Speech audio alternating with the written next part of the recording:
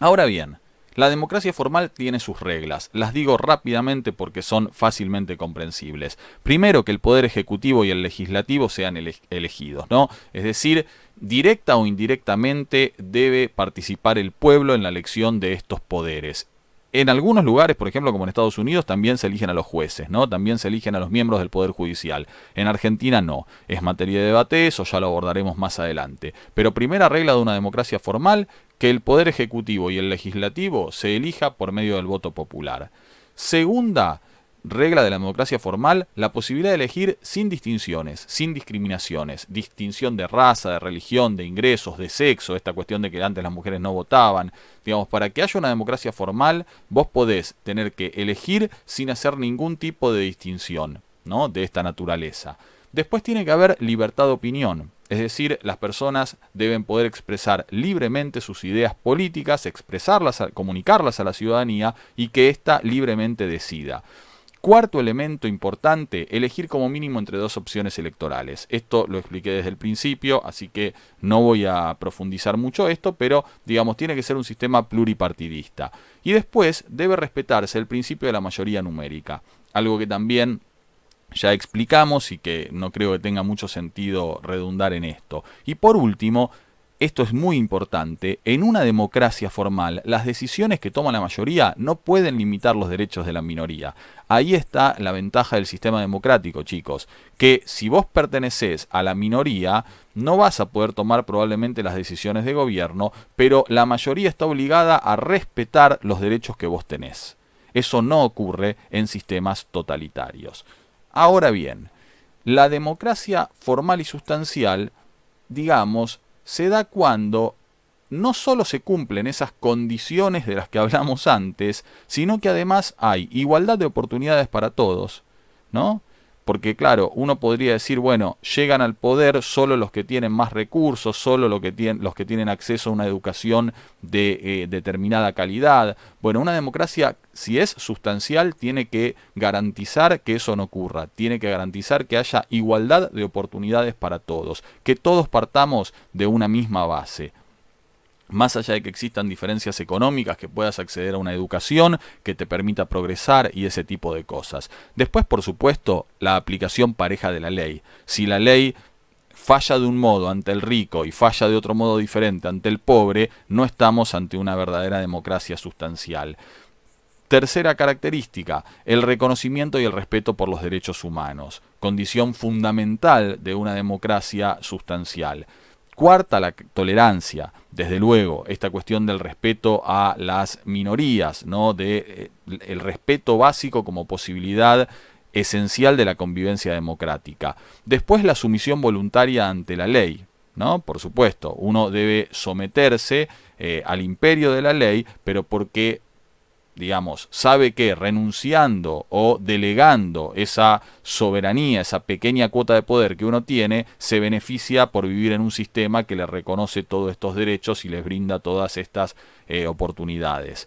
Y la última, control popular del gobierno. Esto es algo muy importante que vamos a detallar a continuación.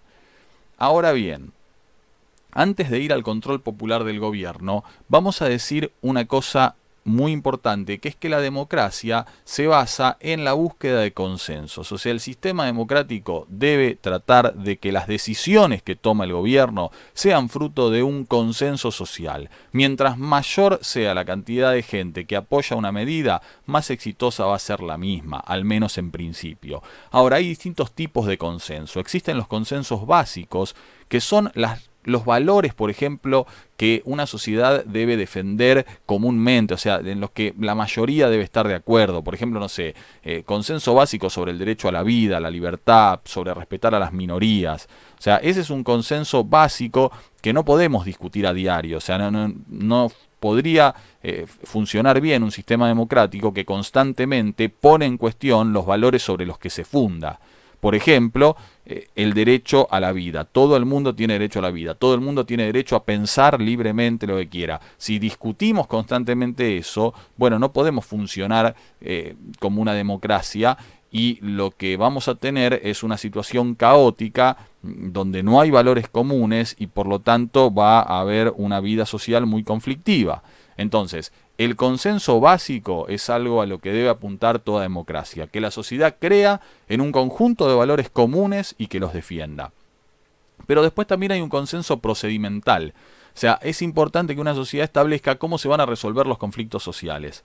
Por ejemplo, por medio del voto, ¿no? O sea, no me gusta determinado gobierno, bueno, cada 2 años puedo elegir legisladores y cada 4 puedo elegir quién va a estar al frente del Poder Ejecutivo. También existen otros mecanismos por medio de los cuales puedo participar, pero esto debe estar consensuado. O sea, los procedimientos de la democracia también deben estar consensuados socialmente. Y por último, el consenso político, que es uno de los más difíciles, chicos. En Argentina nos cuesta mucho esto, que es que haya acuerdo en torno a políticas de Estado. Por ejemplo, en materia de salud, por ejemplo, en materia de educación. Esta idea de decir, bueno, mira, gobierne quien gobierne, los argentinos estamos de acuerdo que la salud debe ser de este modo y no de otro, que la educación debe ser prioridad y debe ejercerse de este modo y no de otro. Nosotros estamos muy acostumbrados, tal vez en nuestra historia, a que un gobierno que asume cambia la política educativa del gobierno anterior, cambia la política de salud del gobierno anterior. Lo ideal sería tener consensos políticos en torno a ciertas políticas de Estado que la Argentina o cualquier otro país democrático pueda desarrollar. ¿Por qué? Porque desarrollar una buena educación pública no es algo que puedas hacer en 4 años, en una sola presidencia. Es algo que requiere tal vez de 20, 30 años. Y lo mismo con un sistema de salud pública. Entonces, si todos los partidos políticos se ponen de acuerdo en decir, bueno, tenemos que poner como prioridad a la salud y a la educación y tenemos que destinar tantos recursos del PBI a la salud y a la educación y construirla en base a estas características, vos podés mantener esa política de Estado más allá del gobierno de turno. Por último, en este sentido, es importante explicar que hay distintos orígenes del acatamiento de las decisiones de las mayorías. Es decir, ¿por qué respeto yo lo que opina la mayoría si formo parte de la minoría que no está de acuerdo con esa decisión? Bueno, hay 3 respuestas posibles a esa pregunta. Lo acepto voluntariamente, lo acepto por un compromiso ético porque creo que es lo correcto, ¿no? Me tocó perder en esta, diré, pero el sistema democrático me garantiza que puedo expresar mis opiniones libremente y tal vez el día de mañana la sociedad las comprenda y las acompañe, las apoye. Y si estas 2 cosas no funcionan, el sistema democrático reconoce la posibilidad del Estado de ejercer la coerción, ¿no? Porque de lo contrario, por 3 o 4 personas que estén en contra de la decisión que tomó la mayoría, no se puede permitir que esas 3 o 4 personas atenten contra la democracia. ¿Por qué? Porque la democracia les garantiza que, aunque ellos perdieron una votación específica, tienen la posibilidad de expresar libremente sus ideas y tienen un sistema que va a respetar sus derechos, aunque sean minoritarios. Entonces, estas, digamos, son cuestiones muy importantes. Estamos hilando un poquito más fino en el concepto de democracia, pero verán que es importante aclararlo para entender bien a fondo de qué estamos hablando cuando hablamos de democracia. Lo que nos queda ahora ver es la diferencia entre la democracia directa y la indirecta y las formas de participación en esta última. Lo vamos a hacer en un tercer video.